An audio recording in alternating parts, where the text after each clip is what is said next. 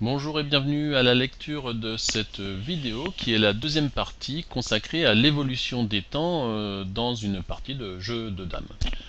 Donc une vidéo technique où on va s'intéresser plus particulièrement à la partie Sitma Georgiev du 30 juillet 2015. Ces deux joueurs avaient fait un match de Blitz et nous allons regarder l'évolution en termes de tempo, en termes de temps, au cours de cette partie.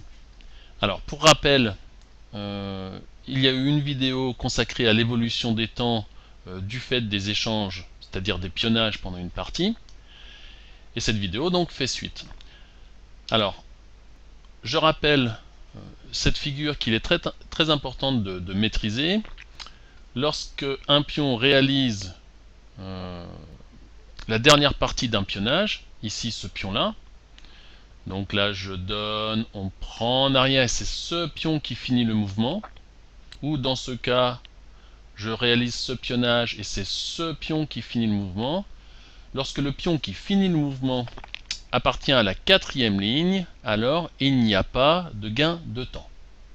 Ensuite, lorsque ce pion vient de la cinquième ligne, on perd 2 temps, 4 temps, 6 temps, etc. Et ici, s'il part de la troisième ligne, on gagne 2 temps, de la deuxième ligne, on gagne 4 temps, de la première ligne, on gagne 6 temps. Alors attention, ça n'est valable que pour des pionnages de ce type-là, c'est-à-dire des pionnages, les pionnages les plus fréquents. Mais nous avons vu à la dernière vidéo que lorsque les pionnages étaient de ce type, alors, malgré le fait que le pion qui finit le pionnage est sur la quatrième ligne, ici on a plus 6 temps pour les blancs, et ici, malgré le fait qu'il soit sur la septième ligne, donc ce qui devrait faire moins 6 temps, et bien en fait, ce type de pionnage n'apporte aucun gain de temps pour les blancs. Alors allons-y pour l'observation de cette partie. Donc ici vous avez les deux champions. J'ai extrait cette photo là d'une vidéo de la chaîne YouTube Whole Draft. Ici vous avez l'adresse qui permet de voir une partie lors de ce match Blitz entre ces deux grands joueurs que sont Georgiev, multiple champion du monde, et Wouter Sitma. Sitma qui commence à avoir un palmarès assez étoffé, en particulier en 2016, il a fini 5e du championnat d'Europe à Izmir en Turquie. C'est un grand maître international, et à gauche on a un grand maître international, multiple champion du monde. Donc voilà la partie. Donc ici, contrairement à la photo, les blancs, il s'agit de Wouter Sitma, et les noirs, le champion du monde, Georgiev. Alors nous allons décortiquer en termes d'évolution de temps cette partie. Donc au début, les blancs ils n'ont pas d'avance, si ce n'est que c'est à eux de jouer. Alors quelquefois on parle de demi-temps d'avance, je ne ferai pas cette distinction, on va considérer ici que les blancs ont 0 temps d'avance, 0 temps de retard, bref la partie commence. Donc 32-28, et tout de suite un premier pionnage où le pion qui va finir le pionnage est sur la troisième ligne. Donc ce pionnage fait gagner 2 temps aux blancs. Le logiciel Turbo Numbers d'ailleurs l'indique ici, on a gagné 2 temps. Nous continuons. Ici un nouveau pionnage, et cette fois-ci le pion qui va finir le pionnage est sur la quatrième ligne, donc aucun gain de temps. Donc on est toujours à plus 2. On continue, vous allez voir que dans cette partie il y a beaucoup de pionnage. Ici le pion qui finit le pionnage, l'échange, est sur la deuxième ligne. On gagne donc plus 2, plus 4, parce qu'on est sur la deuxième ligne. Donc nous sommes maintenant à 6 temps.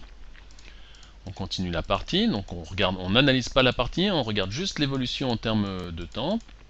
Voilà, un nouveau pionnage. Cette fois-ci, le pion qui va réaliser la fin du travail est sur la troisième ligne, donc on gagne de nouveau 2 temps. Donc les blancs ont déjà une avance assez conséquente, de 8 temps. Et on va voir que pendant la partie, cette avance va s'amplifier. Donc ici un nouveau pionnage. Le pion noir qui finit l'échange est sur la cinquième ligne, c'est une ligne de plus que la quatrième. Les noirs perdent 2 temps. Pour rappel, quand on part de la quatrième ligne, que ce soit en avant ou en arrière, c'est 0 temps. Mais sur la cinquième ligne, on perd 2 temps. Donc les noirs ont perdu 2 temps, donc si on se place côté blanc, eh bien ils avaient déjà 8 temps d'avance, les blancs ont maintenant 10 temps d'avance. continue. De nouveau un pionnage, les blancs cette fois-ci prennent en arrière, ça n'a aucune conséquence sur l'évolution des temps puisque ce pion qui a fini l'échange était sur la 4e ligne. On continue, on va avoir de nouveau un échange, mais ici c'est un pion qui est sur la 4e ligne, donc aucune évolution, on est toujours à 10 temps d'avance pour les blancs. Voilà, on continue. Alors là, c'est un petit peu plus compliqué. On va avoir un échange complexe. Donc, ce premier échange, enfin, l'échange en lui-même, on peut le considérer constitué de 2 échanges. Et en fait, il fait gagner 7 temps aux blancs. Alors, si on décompose cet échange, on va le décomposer une première fois ici. Donc, les noirs partent de la 5e ligne, ils perdent donc 2 temps. Puis ensuite, une fois que les noirs vont arriver ici, en fait, c'est comme si les blancs faisaient un pionnage sur cette ligne-là, ce qui leur fait gagner 6 temps. 6 temps, mais ils n'ont pas eu à avancer un pion pour faire le pionnage. Donc en fait, 5 temps, donc 5 et 2, 7. Globalement, les blancs ont gagné 7 temps en faisant cette action.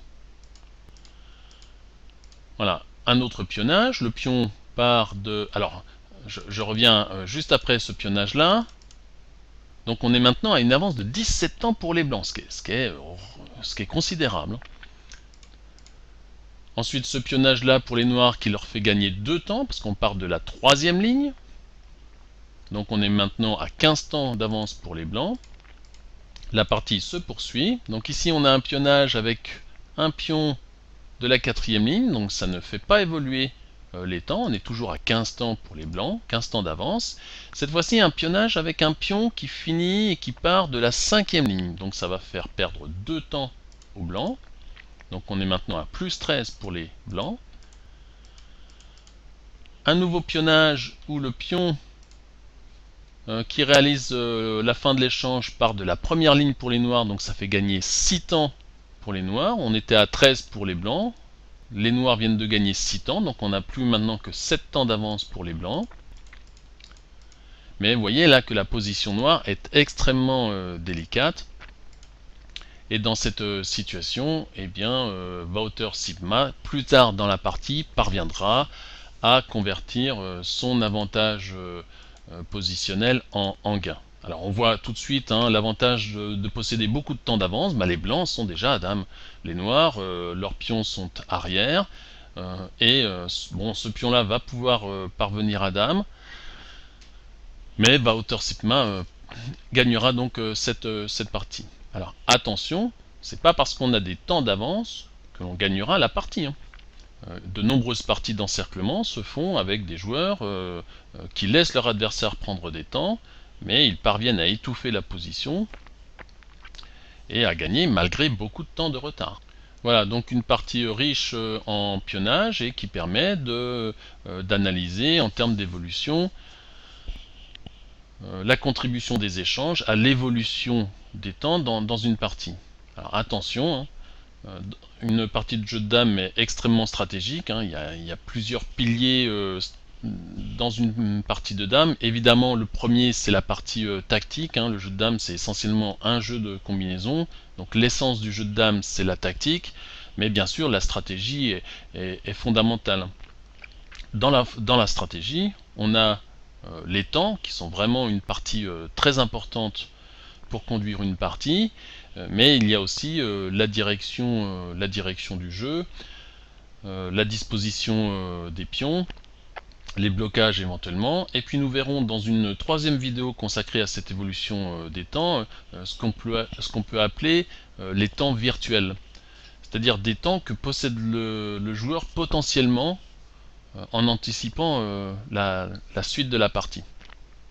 Donc ce sera le dernier volet de cette série de vidéos consacrée au temps et à l'évolution des temps pendant une partie. Je vous remercie de votre attention.